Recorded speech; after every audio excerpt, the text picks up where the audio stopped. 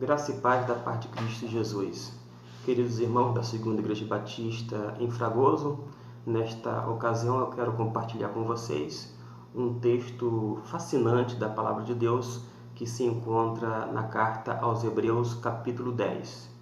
Nesse primeiro momento eu vou fazer a leitura dos 2 últimos versículos, mas será de grande importância que os irmãos permaneçam com as suas Bíblias abertas. Diz assim o versículo 38 e 39, capítulo 10 da carta aos Hebreus. Mas o meu justo viverá da fé, e se ele recuar, a minha alma não tem prazer nele. Nós, porém, não somos daqueles que recuam para a perdição, mas daqueles que creem para a conservação da alma. No capítulo 10, nos primeiros versículos, o autor vai retratar o sacrifício superior que foi realizado na cruz do Calvário por Cristo Jesus. Note bem, os sacrifícios do Antigo Testamento eram feitos inúmeras vezes, isto é, eles eram repetidos. Sendo que o sacrifício apresentado por Cristo Jesus, por ser perfeito, não houve necessidade de repetição. Por isso que a Bíblia, o mesmo autor aos Hebreus vai falar que o sacrifício de Jesus foi feito de uma vez por todas, ou seja, é um sacrifício único, perfeito e eficaz.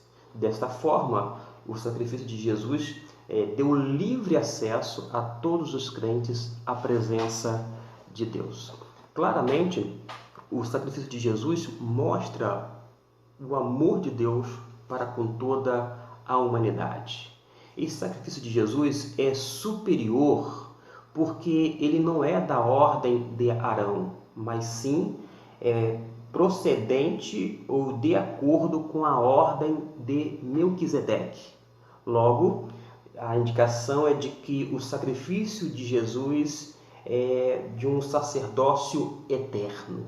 Daí nós temos na Bíblia, como palavra de Deus, a afirmação de que esse sacrifício é melhor ou superior ao anterior. Uma coisa que chama atenção é que nesses primeiros versículos do capítulo 10, o autor não foca no sacrifício expiatório de Jesus, embora ele mencione. A ênfase dele é na obra consumada por Cristo Jesus. Por causa de quê?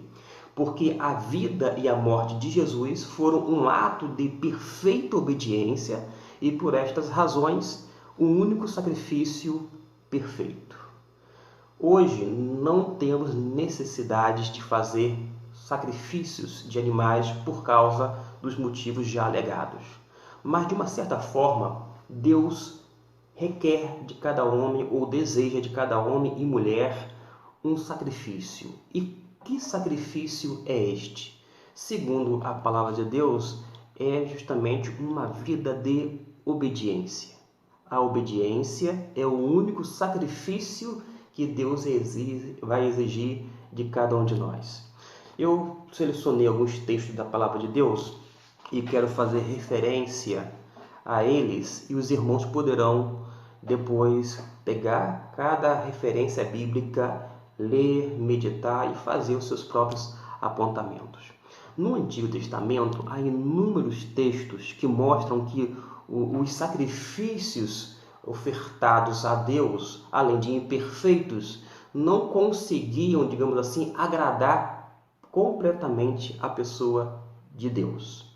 Por isso, em 1 Samuel, capítulo 15, versículo 22, a palavra de Deus vai dizer o seguinte, que é melhor obedecer do que sacrificar. Adiante, no Salmo de número 50, versículo 14, fala sobre a necessidade do crente do Antigo Testamento oferecer ação de graças e pagar o seu voto, isto é, cumprir. Ou seja, falou, ele tem que cumprir, ele tem que ser uma pessoa realmente obediente a Deus. Porque no Novo Testamento a gente tem aquela famosa frase de Jesus que diz que é sim, sim, não, não. Já no Antigo Testamento, Se a pessoa fazia um voto, ela tinha que cumprir esse voto e, portanto, ela tinha essa obrigação, digamos assim, ou pelo menos um reconhecimento de tudo que Deus fez na vida deles, de oferecer graças a Deus. No Salmo de número 51, versículo 16 e 17, fala que Deus ele deseja do homem um espírito quebrantado. Um espírito quebrantado, um coração contrito, Deus não vai desprezar. Mais adiante, Oséias capítulo 6, versículo 6, vai dizer que Deus quer misericórdia, ou seja, misericórdia quero e não necessariamente sacrifícios, porque o povo de então oferecia sacrifícios, porém não estavam agindo corretamente e, sobretudo, com misericórdia. Isaías capítulo 1, versículo 10 até o 20, vai falar que, apesar de ter vários sacrifícios, de ser rotina na vida do povo de Israel daquela época, eles precisavam, sobretudo, lavar as suas vidas, ou seja, ter suas vidas purificadas, tirar a maldade dos seus olhos. Eles tinham que aprender a fazer o bem, a buscar a justiça, a defender a causa tanto do órfão quanto da viúva. Detalhe, eles estavam oferecendo sacrifícios, mas deixando de fazer estas coisas. E por isso que Deus vai cobrar do povo de Israel uma atitude de obediência à palavra de Deus.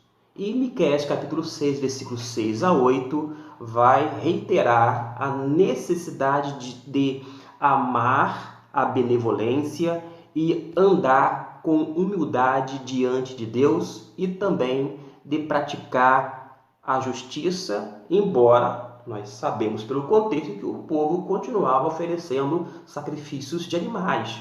Porém, isto não era suficiente. Eles tinham que realmente obedecer à palavra de Deus. Diante desse sacrifício superior, feito uma única vez por Cristo Jesus na cruz do Calvário, nós não precisamos continuar com as ofertas de animais. Porém, Deus exige um sacrifício, que é a obediência. E o fato de Cristo Jesus ter oferecido esse sacrifício completo requer de cada um de nós, como crentes em Jesus, o que? Lealdade.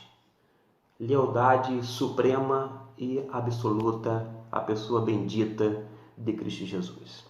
Mas qual era o contexto do texto de aos Hebreus capítulo 10? Os crentes daquela época estavam passando por perseguições. Eles estavam tendo inclusive os seus bens saqueados. Eram pessoas que eram tidas como impopulares. Elas eram pessoas suspeitas. Estavam passando por tentações, vitupérios e tribulações.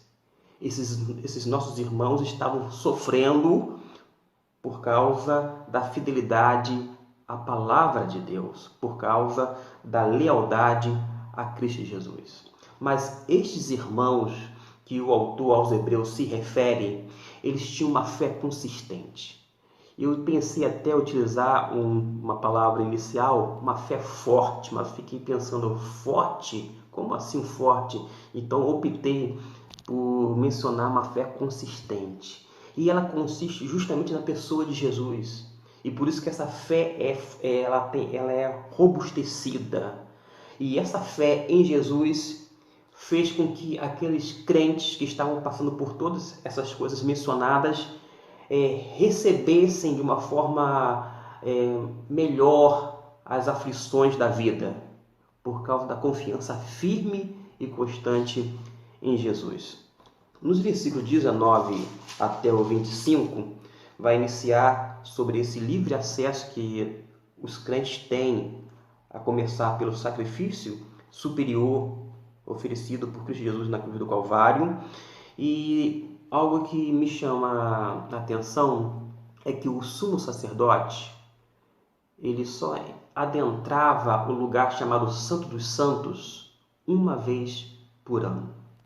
Mas o que o texto está dizendo é o seguinte: Tendo, pois, irmãos, ousadia para entrarmos no Santíssimo Lugar, pelo sangue de Jesus, pelo caminho que ele nos inaugurou, caminho novo e vivo, através do véu, isto é, da sua carne, e tendo um grande sacerdote sobre a casa de Deus. Eu li até o versículo de número 21.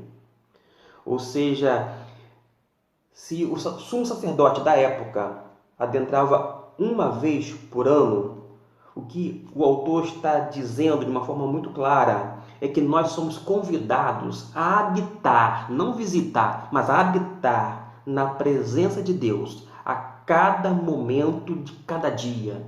E isto é um privilégio enorme. Muitas vezes, nas minhas conversas informais com os irmãos em Cristo, eu já mencionei que nós somos um povo privilegiado em relação aos patriarcas e aos santos do Antigo e do Novo Testamento. Alguns deles me olhavam assim, mas quem sabe pensando, o que ele está querendo dizer com isto? É porque, irmãos, nós temos a revelação completa. Nós temos essa dádiva que é a palavra de Deus, que é justamente norteadora das nossas vidas. Ela que é a nossa regra única de fé e conduta. E nós temos realmente esse privilégio em relação aos do passado, aos santos do passado. Mas muitas vezes nós achamos que os outros do passado são os privilegiados e nós somos pessoas que estão, enfim, com os restos ou com as migalhas. Mas não é verdade. Nós, sem dúvida alguma, à luz de todo o Antigo e Novo Testamento e diante dessa completude da palavra de Deus, nós podemos afirmar com alegria no coração e extrema humildade: nós somos um povo privilegiado e nós temos acesso a habitar na presença de Deus. Não é que alguém vai passar daqui a pouco a entrar na presença de Deus, pelo contrário, ele já está, ou seja, ele já habita na presença de Deus. E o tempo inteiro nós habitamos na presença de Deus, a cada momento, inclusive nesse momento de pandemia. No versículo de número 22, fala sobre uma aproximação que o crente deve ter. Diz assim o verso: cheguemo-nos com verdadeiro coração, em inteireza de fé, tendo o coração purificado da má consciência e o corpo lavado com água limpa. Fala para nós nos aproximarmos de Deus com o coração limpo e a consciência pura. Ou seja, a comunhão com Deus sempre vai exigir pureza. E, por sua vez, o nosso relacionamento com os irmãos vai requerer também pureza, vida santa, vida casta, isto é, vida pura. No verso de número 23, fala sobre os crentes guardar firme, de forma inabalável, a confissão da nossa esperança. Diz assim: retenhamos inabalável a confissão da nossa esperança, porque fiel é aquele que fez a promessa. Ou seja, naquele contexto, os leitores estavam sendo tentados a abandonar a profissão de sua fé e voltar ao culto segundo a antiga aliança. Ora, eles estavam sob a nova aliança superior, mas eles estavam sendo tentados a retornar para a antiga aliança. E o que o autor faz? Reconhece que eles são crentes fiéis, leais, obedientes a Deus e exorta a ficar firme em Cristo Jesus. Hoje em dia não é diferente. Independente do tempo, se é de bonança ou não, nós somos exortados pela palavra de Deus a permanecer firme na pessoa de Cristo Jesus. Ainda nesse verso de número 23, menciona a palavra esperança. A esperança, ela é filha da fé. Ou seja, a fé cristã, essa fé consistente, portanto, ela vai fazer nascer, gerar uma esperança. E essa esperança que é um dos temas centrais de toda a carta aos Hebreus. Ou seja, nós aprendemos que o cristão que deposita sua esperança em Cristo e que confia na fidelidade de Deus, ele não vacila. Ele não vacila. Dos versos 32 até o 39, o que o autor, de uma forma muito sábia e inspirada pelo Espírito Santo de Deus faz? Ele vai acrescentar palavras de ânimo e de confiança. Aqueles ouvintes e leitores da época, aqueles crentes, estavam passando por momentos difíceis, mas eles estavam dispostos a ser envergonhados, perseguidos e até perder os seus bens, porque eles estavam demonstrando grande confiança e esperança em Cristo Jesus. E qual é o segredo da vitória? O segredo que vai deixar de ser depois de eu mencionar aqui. Qual é o segredo da vitória dos irmãos que estavam passando por essas lutas, dificuldades, segundo o autor aos Hebreus? Fé e paciência. Essa fé vai gerar a esperança e vai estar de mãos dadas com a paciência. Esta paciência é uma paciência vigorosa, é uma paciência que persevera, é uma paciência que vai fazer com que venha suportar as provações e as dificuldades diárias.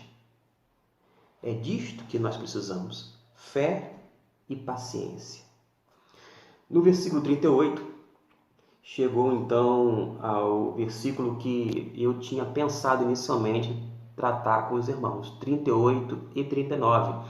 Mas eu achei por bem me reportar ao capítulo 10, como mencionado, porém do versículo 1 em diante, para que os irmãos tivessem uma noção do que estava ocorrendo e o sentido dessas palavras neste capítulo específico. O verso 38, vou reler, diz assim: mas o meu justo viverá da fé, e se ele recuar, a minha alma não tem prazer nele. Note bem, o autor aos Hebreus faz uma citação de Abacuque, capítulo 2, versículo 4. Esse mesmo versículo é replicado pelo apóstolo Paulo na carta que ele escreve aos Romanos, capítulo 1, versículo 17. Sendo que o mesmo versículo o apóstolo Paulo aplica aos romanos, enfatizando o justo. Mais adiante, o apóstolo Paulo vai se dirigir aos crentes na Galácia e ele escreve a carta aos Gálatas, capítulo 3, versículo 11, vai pegar o mesmo versículo de Abacuque 2, versículo 4 e vai falar sobre o viver do crente. Ele deve viver pela fé e mostrando que é um viver que vai requerer um comportamento digno ou que faça jus à fé ou à fidelidade. Mas o autor aos Hebreus, ao citar Abacuque, versículo 2, versículo 4, ele vai concentrar-se na fé. Isso, pelo menos, me ensina que um versículo bíblico pode ser aplicado em várias situações e por viés diferentes. Não é que a palavra de Deus mudou, pelo contrário, ela permanece a mesma, mas o viés é outro. E a palavra de Deus tem essa capacidade de fazer uma transformação no nosso meio, realizar todas as mudanças necessárias, apesar de ela permanecer a mesma, porque a palavra de Deus não muda. Agora, as misericórdias do Senhor se renovam. Se a palavra de Deus não se renova, porque ela permanece inalterada, é a mesma, mas diz a palavra de Deus que as suas misericórdias se renovam a cada amanhecer. E isso me fascina. Eu quero fazer uma pausa e expressar a minha admiração em relação à palavra de Deus e também ao Deus da palavra. Eu ouvi uma frase de um diretor de seminário que dizia que a palavra de Deus era fascinante. Alguns não a consideram como tal, mas como leitor, como estudante da Bíblia, eu fico maravilhado com o teor da palavra. E esse capítulo 10, quando a gente começa a mexer, a estudar, pesquisar, meditar, faz com que o meu fascínio venha a aumentar. Eu fico literalmente maravilhado com a palavra do Senhor. Mas isto não é por causa dos olhos deste que vos fala, tampouco dos ouvidos deste, mas exclusivamente pela palavra do Senhor. Volto aqui à questão, ainda no versículo 38, na parte final, deixa claro algo. Mas o justo viverá da fé, e se ele recuar, minha alma não tem prazer nele. Note bem que diz aqui, se ele recuar, sendo que no versículo posterior, o autor considera que os seus leitores não vão recuar, porque eles são crentes verdadeiros, são autênticos. E eu tiro uma aplicação daqui. O cristão que vive pela fé, ele vai se deixar se levar para o que é perfeito, Deus. Ele vai, enfim, ser guiado e aperfeiçoado pelo grande sumo sacerdote Jesus Cristo. Lembre-se que eu disse, ele é segundo a ordem de Melquisedeque, indicando que o sacerdócio de Jesus é eterno. Agora sim, para terminar, o versículo 39 diz, nós, porém, não somos daqueles que recuam para a perdição, mas daqueles que creem para a conservação da alma. Os verdadeiros cristãos não serão acusados de recuar. Sua fé é daqueles que creem, diz o texto, e eu creio nisto, para a conservação da alma. Meus irmãos, nós não podemos ver além do dia de hoje, mas podemos confiar a Deus todo o nosso caminho. Ele é o guia permanente e infalível. Deus provê forças suficientes para cada um de nós. E por isso, o seu poder vai sustentar as nossas vidas a cada momento e a cada hora. Aos irmãos da Segunda Igreja Batista em Fragoso, nós podemos aceitar com alegre humildade a graça e o poder que Deus nos oferece. E que Ele nos abençoe rica e abundantemente. Amém.